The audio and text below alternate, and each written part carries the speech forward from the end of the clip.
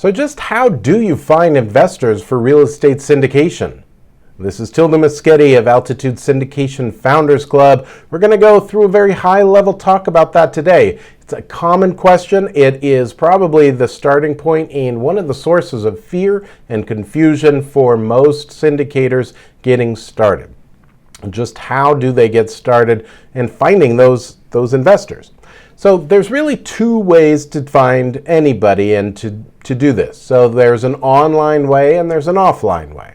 But before we even get to that, we start with the very basics of, first, who is your syndication company? What is it that you stand for, and what is what we call in our program, our founder investment theory? So what is that theory of investing, of selecting properties that you bring to the table? You see, if you are a massive speculator and you're going after these huge returns, you're going to immediately turn off every investor who's looking for just a nice, safe return, wanting to diversify their portfolio. But if you are somebody who is very, very conservative and you're only looking for those very strong, stable, not a lot of cash flow, but there probably will be good appreciation and they're not going anywhere. So those kinds of deals, you're going to immediately turn off all of those investors who are looking for those huge returns that take place in a year. So both of those are kind of opposed to each other, right? So what we tend to preach here at Altitude Syndication Founders Club is just how do you select your investment theory so that when you're showing up to investors, you are consistent from the beginning to end.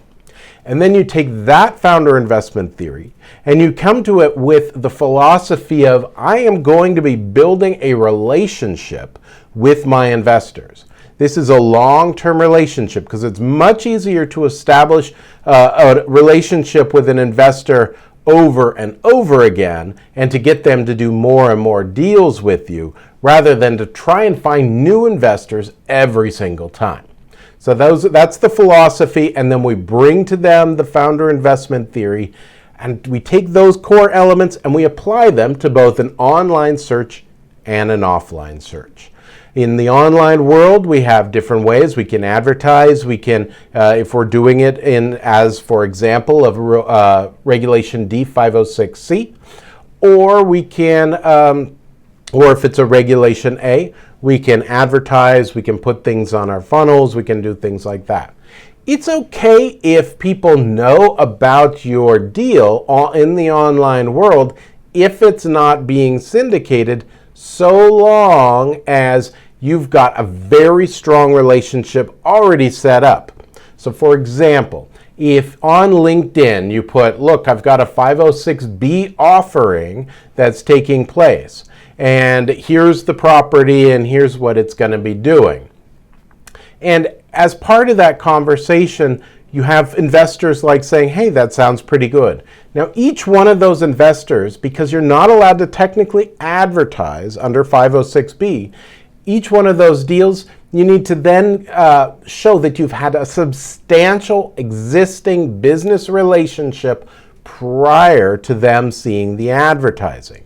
So that way, if the SEC ever comes knocking, you can clearly demonstrate, look, this person is an accredited investor, and I've had all of these ongoing communications with them before. That's one of the criteria to make sure is in place if you're going to be doing the online world.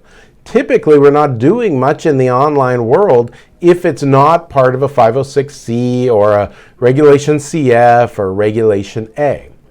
Now, on the flip side, we have offline marketing. And here, really, real estate professionals have kind of an advantage because they've spent a lot of time building that relationship, trying to get listings and trying to sell property. And so they've got already some pre-existing relationship set up. Now, you'd want to make sure that that pre-existing relationship is sufficient in order to comply with rule if you're going to be doing like a 506B offering. You want to make sure that that relationship is sufficient enough to still allow those investors. But if you're doing a 506C, you've already got those relationships, advertise away, and that's terrific. But it's building that sphere of influence and expanding that sphere of influence larger. So, I mean, obviously you start with your friends and family, and then you grow it outwards to people you've done business for, and then you continue to grow outward and grow outward.